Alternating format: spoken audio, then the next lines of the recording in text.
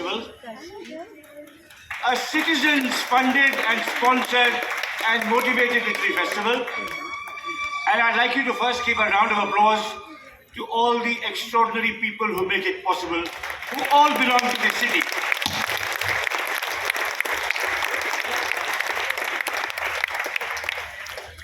I'm here to speak about my long and complicated and unfinished life as a Gandhi biographer. But before I come to my experiments with Gandhi, let me first say a little bit about how I became a biographer in the first place. I am in many ways an unlikely biographer. I started life as an economist. I have 2 degrees in economics. And if there is one thing that marks economics, is that it has nothing to do with human beings. It's all abstractions in the form of statistics and equations and charts and graphs. Well, I didn't much take economics, even though I did 2 degrees in economics, and I must confess that economics took even less to me. And while I was doing my MA, and as a rather indifferent and bored student, I came across the works of a remarkable British anthropologist called Varian Elwin, who was born in England in 1902, took 2 first-class degrees from Oxford, came to India in 1927 as a missionary, fought with his bishop, left the church, joined Gandhi in Sabarmati, fought with Gandhi and left Gandhi, and spent the rest of his life as a roving anthropologist, living first with the tribals of what is now Madhya Pradesh, Chhattisgarh, Jharkhand and Odisha, about whom he wrote a series of pioneering ethnographies. And after independence, going across to the northeast, where he spent his last decade working in what is now Arunachal Pradesh. So he had a very interesting and complicated and colorful life. And while reading his autobiography, I decided to become an anthropologist like him.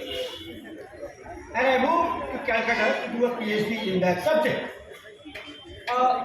And my doctoral research was on peasants and forests in the Himalaya. And the original intention was to, as an anthropologist, to spend a year in a village studying the relationship between the villagers and their natural environment. And I took a break from field work and went to the archives in Delhi to trace the longer history of state control over forests and fell in love with archival research, which I must confess is actually easier than doing field work, because unlike human beings, documents don't talk back. So I started as an economist, dealing with numbers and abstractions, to being a social anthropologist, to deal with structures and processes, to being a historian who traces the life of societies over the course of time. But all through this journey, I wrote about larger social structural issues, such as the state takeover of the forests, the formation of new laws under British colonialism, the opposition to these laws by workers and peasants, the construction of the post-colonial state, and so on and so forth. But I continued reading about Elwin, because Elwin had written about forests. He'd written about how the Adivasis he lived with saw the forest as their home. And this natural landscape of theirs was rudely taken away, was expropriated by the colonial state, who erected a massive quasi-military organization called the Forest Department to police the forest boundaries and kept the tribals out. And in one of his ethnographies, Elwin recalls asking a Adivasi, a Gond, in the Manga district of what is now Madhya Pradesh, what is your idea of heaven? Now we all have different ideas of heaven. And this Gond replied, my idea of heaven is miles and miles of forest without any forest guards. So Elwin kept on coming back to my life, even when I was working about these broader sociological and historical processes. So I decided I must write a life on Elwin. incredibly painful and difficult task. I've written many books, and the book that gave me most grief, that went through the most drafts, that took years and years to craft and bring to fruition, was my biography of Eminent. The research was the easy part. Reading his letters to his mother, reading his letters to Gandhi, reading his anthological works, reading his polemical writings in the newspapers, interviewing his colleagues in Oxford and Sabarmati and Shillong and Mandla and so on. But the writing was, as I said, very, very painful because nothing in my previous work had prepared me for it. I was moving from structure to process to personality, and given my training in economics and sociology and no literary training at all, I had studied literature. I must confess at that stage, most of my reading was non-fiction, was not fiction, and reading fiction is actually good preparation for writing biography because you have to delve into character, emotion, relationship. So I wrote a first draft, a second draft, a third draft. My editor, Bhupan Asmani, then with the Oxford University Press, returned each draft marked up in green, telling me what was wrong with different sections of different chapters. And in the year 1994-95, I was offered a fellowship at the Institute of Advanced Studies in Berlin,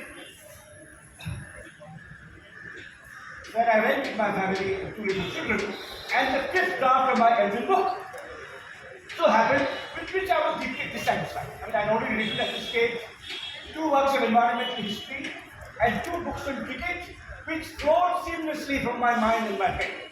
They really went through 1.5 drafts. But here was something, a book about a man who had changed my life, who had transformed me professionally, and I was not able to do justice to the controversial, complicated, tortuous journey of his life. In Oxford, in India, with the Adivasis, he went through 2 great marriages with tribal women. He had very difficult relationships with his children. His work was savaged by his peers, and I was not able to capture any of it. So I went to Berlin with the draft, and I was very fortunate in having as one of my colleagues a great biographer, a great British biographer, Nicholas Boyle, who taught German literature at Cambridge and who had written a landmark biography of the German polymath Goethe. And it was through conversations with Nicholas Boyle that I learned the art of biography. I'll come to Gandhi by and by. But first let me tell you what Nicholas Boyle taught me. And I'm going to summarize the teachings of Nicholas Boyle in terms of 3 laws, which in deference to my teacher's surname, I call the Boyle's laws of biography. Boyle's first law of biography is never anticipate.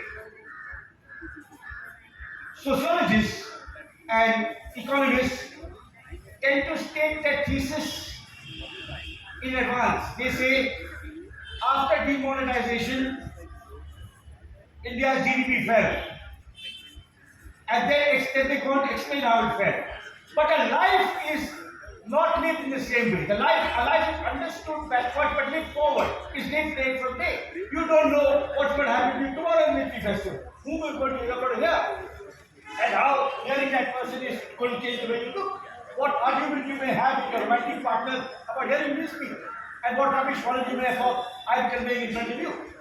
And this is a very important lesson for a biographer to learn. Never anticipate. Let the person's life gently unfold. For example, in the case of Eminent, as I told you a little while ago, he was a devotee of Gandhi. I hesitate to use the word bhakt because of the connotation it is now applied. But he was absolutely devoted to Gandhi. He called him a modern Christ when he was living with him in the Sabarmati ashram. Then he goes and lives with the Gonds and he becomes disenchanted with Gandhi because he falls in love and he writes to Bapu for permission. And Gandhi says, you can marry, but you must take a vow of celibacy before you get married. So that marriage falls apart. He marries a tribal girl At this time, I had the good sense not to take Gandhi's permission. Further, living with the Adivasis, Gandhi, of course, enjoined all his followers to take a vow of abstinence, never drinking. But Eminent found that alcohol was central to the Gonds, to their sense of culture, their joy, their music, their dance, and even their sustenance, or their nutrition. And I said already that he quoted a Gond as saying, my idea of heaven is miles and miles of forest without forest guards. And he said later on in the same book, I asked the Gond, what is your idea of hell? Now the first part is true, the second part was embellished by Eminent, I think, this Adivasi idea of hell. According to Eminent, the Adivasi idea of hell is, if I go to hell, if my maker sent me not up there, but hell, I'll be below the ground, I should be sent to purgatory under the earth, under a mawa tree, so that I can at least suck the roots by hand. Now, when I introduced Eminent and Gandhi, if I am writing about his abject devotion to Gandhi, and they say, no, actually later on he fought with Gandhi, which is what you do if you're carrying out a thesis like an academic. It will spoil the whole story.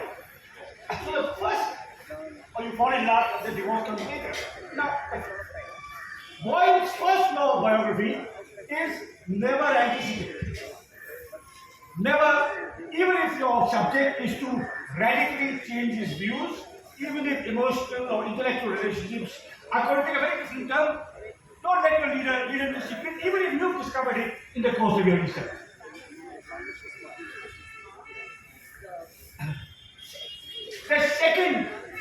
Boyle's second law of biography, which is in some ways probably the most important one from a conceptual literary point of view, is the secondary characters in a biography are as important as the primary characters. Too many lives, especially written by Indians, only focus on their hero, and it's all about them or the heroine. But the other people in that life don't really never are vividly portrayed. You know, the friends, the rivals, the family members, intellectual adversities, they don't really come to life. And every life is lived amidst a much wider cast, even the most obscure life. And you're writing about someone like Gandhi, you can't just write about him. You have to delete all these different people he interacted with, learned from, debated with, was rejected by, and so on and so forth. So this is Boyle's second law. The subject of one's own biography actually emerges most fully only through his or her relationships with friends, rivals, enemies, lovers, spouses, and children. The third law, Boyle's third law in biography, which is an extension of the second law, is that the biographer must look energetically for sources that do not emanate from his own subject. Now, Eminent wrote 40 books, 60 pamphlets, 400 newspaper articles, and countless letters. And it's often a biographer's temptation to tell the story through his or her subject's voice, whether published or unpublished. There was a biography of Nehru published many years ago, more than 40 years ago, before many of you were born. And one reviewer in the Hindu did a statistical combination of the footnotes, and he said he computed that 97% of the footnotes were all attributed to Nehru. There were things he said or wrote, in public or in private. Now, it's very important to look for sources other than the emanating from your subject, particularly if your subject was himself such a prolific writer as Eminent was, and as Gandhi turned out to be. So these are Boyle's three laws of biography, which I learned while writing about Eminent. Never anticipate, always flesh out the secondary characters, and look as diligently as possible for things other people have written about your principal character, not just his words or her words. And to these three laws, I added a fourth law of my own. This is Guha's coda or addendum to Boyle's laws of biography. And this goes as such. Do not be deterred, even if your subject has written a detailed and apparently comprehensive autobiography. Because autobiographies are actually as interesting for what they say as what they conceive. And Guha's addendum to Boyle's laws of biography succinctly stated is this: an autobiography is a preemptive strike against a future biography. This is my version, and let's see you tell a better version.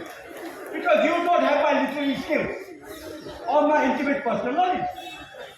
And with Elvin, as with Gandhi, this was a law. Because Elvin had written a wonderful autobiography. No, I wrote an Elvin many years ago. And when I was writing on him in the 90s, and I would meet friends and uncles and aunts and teachers and older relatives, and they would ask what I wrote for. And they would say, I'm writing a life of Elvin. And they would say, but Elvin is his autobiography. It's such a beautiful book. It changed my whole life, so I know what a beautiful book it is. It also won the Sahitya Award, Sahitya Academy Award for English. It may have been the first work of non-fiction. That award usually goes to novels. It may be the first work of non-fiction to win the Sahitya Academy Award. But I found there was a hell of a lot he left out. Why his first marriage broke up. The real truth about his second marriage. What he did not say about Gandhi and his complicated feelings. What he did not say about the savaging he received from his intellectual peers about some of the rather fanciful things he wrote. So, and of course with Gandhi, even though Gandhi's autobiography was called My Experiments with Truth, if you go in the epigraph to the first volume of my Gandhi biography, I actually quote from My Experiments with Truth, where Gandhi says, I am sure that one day a hostile critic will come and tell you what's all that has been left. Now, it's not just that. When I say that you must go beyond, at one level, an autobiography by a famous person is a preemptive strike. You know you're going to get a biographer at one day, quite soon, and you want to get your version of it. But there's a greater problem with an autobiography, which is your subjective view. A biographer can take a wider picture. He can set your life in the context of the society, the country, the globe at the time. He can locate it in the context of what's happening in society, in politics, in culture, in law, in sport, and so on and so forth. So, had I not worked on Elvin, had I not had the great good luck while working on Elvin to spend a year in Berlin and be trained, informally trained by the great British biographer of Goethe, Nicholas Boyle, I would not have dared to tackle Gandhi. And then I came to Gandhi, and I now spend the second half of my talk telling you about how I approached Gandhi as a biographer. Now, I was the first person who wrote on Elvin. Later on, I wrote a book which is largely a biography. It's a history of cricket, but largely centered around the story of four Dalit brothers, the Palwankar brothers. I was the first people to write about them. So I was the first biographer of Elvin. I was the first social historian of Indian cricket. But why the hell did I become the 500 to 1000 biographer of Gandhi? So I must explain that to you. I took up writing on Gandhi broadly for four reasons. First, that in all my previous works, Gandhi had been a presence. He'd been shadowing me all my life. I wrote on environmentalism, and there was Gandhi. I wrote on Elvin, there was Gandhi. I wrote India after Gandhi, and there was Gandhi. And I wrote a book on cricket. A book that Gandhi, a game that Gandhi had an intense magisterial indifference to. Not a dislike. An indifference is worse than a dislike. And yet, when I compiled index to my history of Indian cricket, I found there were 40 references to Gandhi because whether he liked it or not, he had influenced how cricket was played, shaped, organized, debated about in India. So first I was settled my accounts with this guy who had shadowed me all my professional life. Whatever I wrote on, environment, cricket, anthropology, post-independence history, that fellow was there somewhere in the background. I said, I'm going to dikhāunga, but not about it. That's lesson number one. Second, I be giving lectures and teaching courses on Gandhi, both in India and abroad. And I found I actually had lots of interesting things to say about Gandhi, which didn't appear to be there in the history biographies. Thirdly, I understood that Gandhi, like the Buddha, was a genuinely global figure. And again, what he said and the debates he inculcated were actually relevant to many parts of the world. I'll tell you a story about this. I was sitting, of course, at Berkeley on Gandhi, and my host said, well, you're welcome to teach a course on Gandhi, but we'd rather you taught on your earlier work on environmentalism, because, California is the state of solar energy, innovation, tree huggers. You have lots of students. I said, I'd rather teach on Gandhi. And he said, no, you only have ABCDs. America-born confused desis, and more likely only ABCD EFGs. America-born confused desis emigrated from Gujarat. And some of you who know me personally, I'm a very obstinate fellow. I said, no, I'm only going to teach on Gandhi. And I went there, and it was an extraordinarily international audience. There were African Americans, Jews, a Burmese student who was in exile, Europeans, and some Indians, Chinese and some Indians. And on the flight back from San Francisco to Bangalore, long flight, I reflected on this course, how much I enjoyed it, and I posed this counterfactual. Supposing an American professor at Berkeley was to come to Bangalore and offer a course on Lincoln, how many people would that be? So I realized that Gandhi's reach was absolutely global, and I must be trusted with it. And I found in the course of my research, finally, that there were lots of new and rare sources on Gandhi that I could exploit in my work. So each of these four, especially the secondary characters in Gandhi's life and the range of sources beyond Gandhi's collected works, about which I'll say a little bit in a minute, were there waiting to be explored by someone like me. Now, Gandhi, among other things, was an incredibly prolific writer. He may have published more in his life than more or less all the writers in this. Not published. He may have written more in his life than more or less all the writers in this literary festival combined. They are 100 volumes of Gandhi's collected works, which are available in the three languages he wrote: English, Gujarati, and Hindi, cross-translated when they need be. These were compiled after his death in a project initiated by Jawaharlal Nehru and Gandhi's son Devdas Gandhi, who felt, now that Gandhi is gone, we must really bring to the world all that he ever said, so that, including some of the nasty things he said, but also the truly heroic and perceptive and prescient things he said.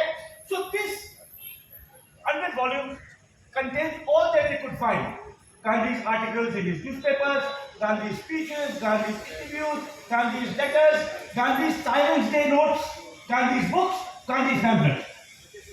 Now, the original, this project from 1958 to 1994, and in 1994, 90 volumes appeared, chronologically, from the 1880s till his death in 1948.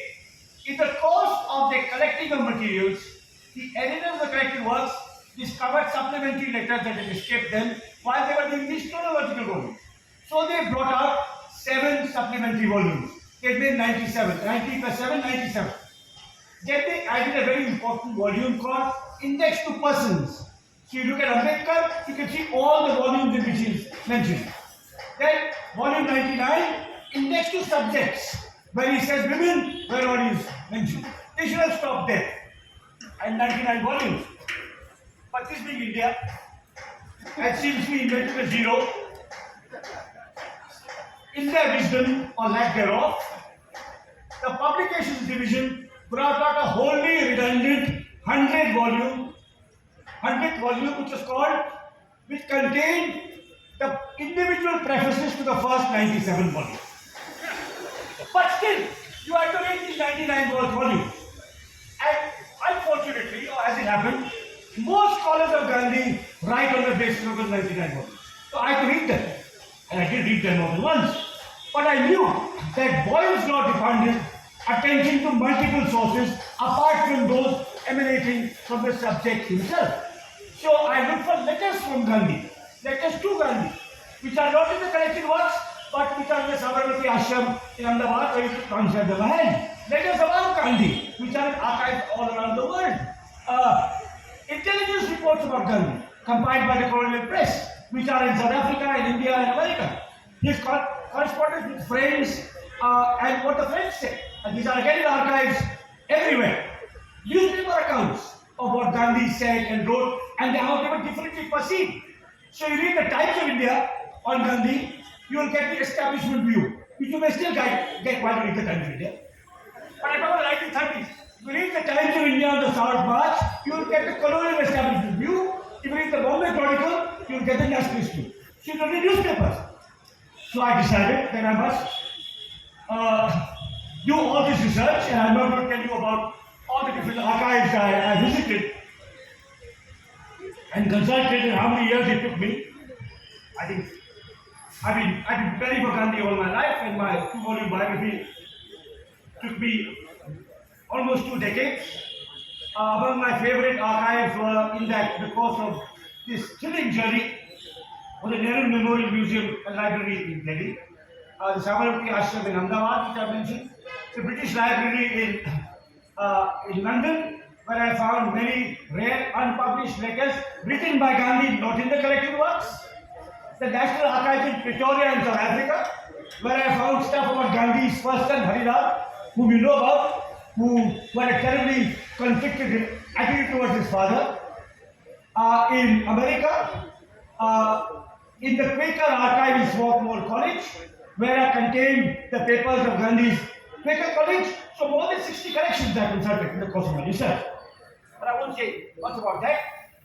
But I tried that my exploration of sources that don't originate with Gandhi, that go beyond the 100 volumes which most scholars rely on, is one aspect of my fulfilling my teacher Nicholas Boyle's mandate. The second is the secondary characters, and I'll say a little bit about that, because I think that's something I took particular pleasure in. How I followed Boyle's second law, which is about how a biography is really made by its secondary characters. When my second volume was in draft, I had lunch in New York with my editors. I had the great privilege of working with 2 of the most remarkable editors, English language editors of the modern world.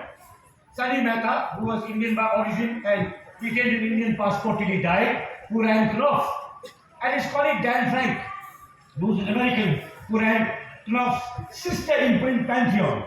And when Sunny Mehta commissioned my Gandhi biographies, he told me, when I sent the draft of my first volume, he said, I will get Dan Frank to read it, because he's an American who knows nothing about Gandhi and India.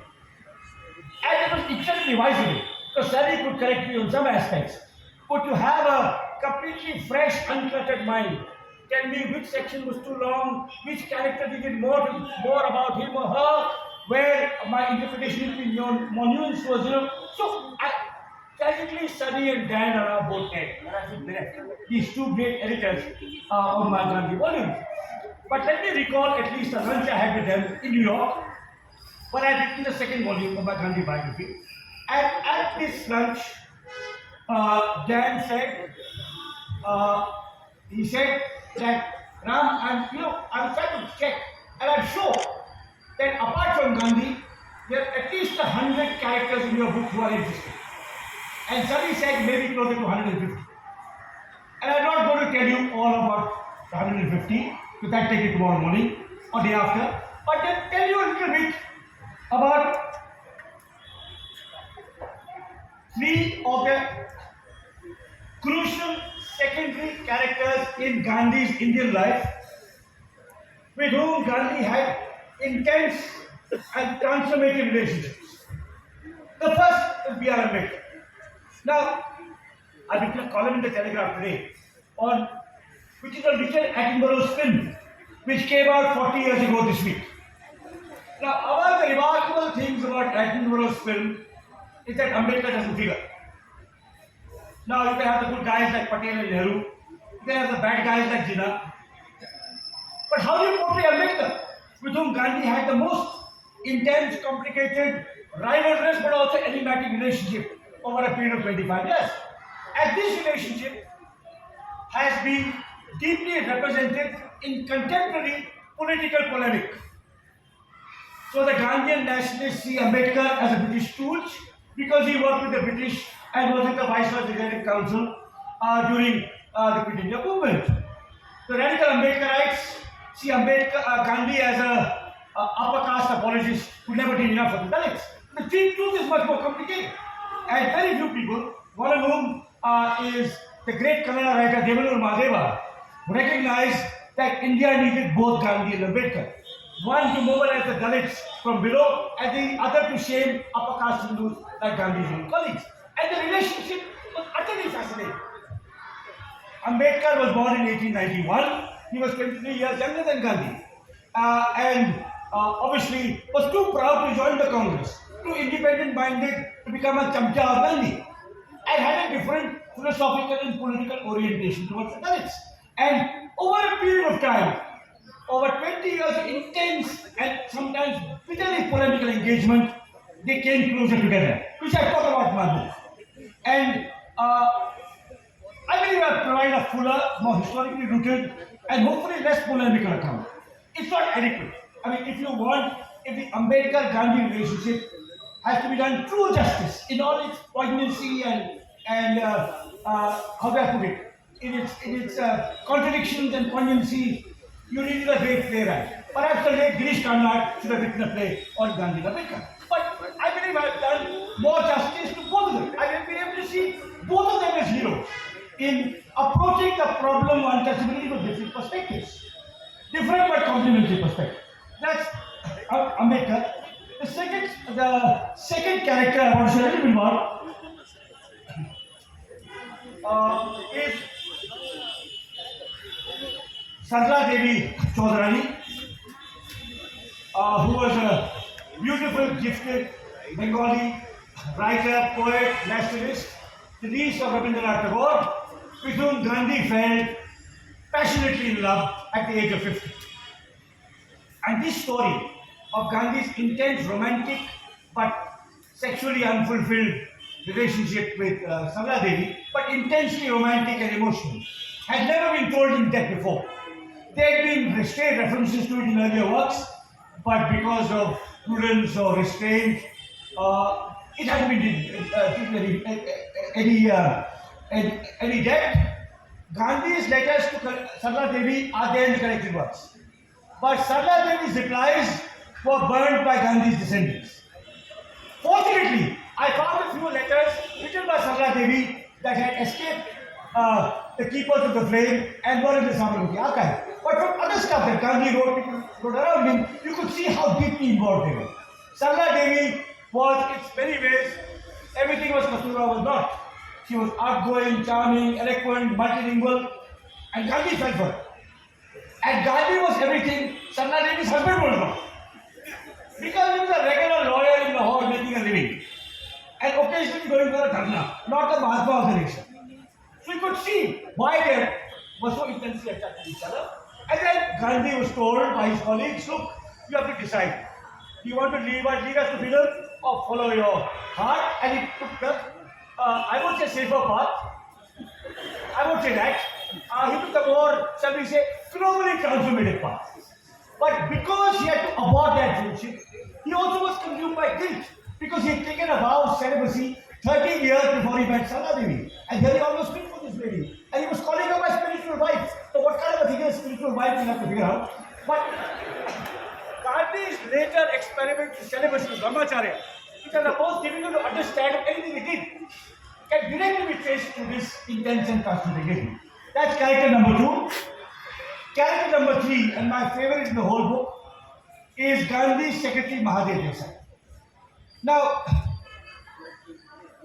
one nationalist once described Nehru, Patel and Rajaji, who were Gandhi's three closest disciples, Nehru, Patel and Rajaji, as respectively the heart, the hand and the head of Bapu. So Nehru was the heart, Patel was the hand and Rajaji was the head. It's a beautiful description and utterly accurate. But Mahadev was the head, the heart and the hand all together. And because he was Gandhi's secretary, always living with him, and deliberately wrote himself out of Gandhi's life. You know, one doesn't recognize how significant he was. And I think my book, which is based on a huge amount of unpublished material about Mahadev, including the 400 condolence messages Gandhi got when Mahadev died, which was a file which I saw for the first time in archive. Tell you what an extraordinary man he was. I would urge you to read my biography of Gandhi, if for no other reason, to learn about Mahadev Desai, who was history of India, who died in 1942 when he was only 50. The history of India would have been different and better if Mahadev had lived as long as some of Gandhi's other contemporaries. But let me at least quote you one line from Mahadev. It's a verse, it's a quatrain. It's not the most elegantly written verse. English was Mahadev's third language. It doesn't scan perfectly, but it beautifully captures how living with Gandhi, being Gandhi's closest companion, his interlocutor, his translator, his friend, his secretary, his conscience keeper, was at once a privilege and a burden. And this quatrain written by Mahadev Desai reads, "To be with a saint in heaven is bliss and glory. To be with a saint in heaven is bliss and glory, but to be with a saint on earth is a different story." Now,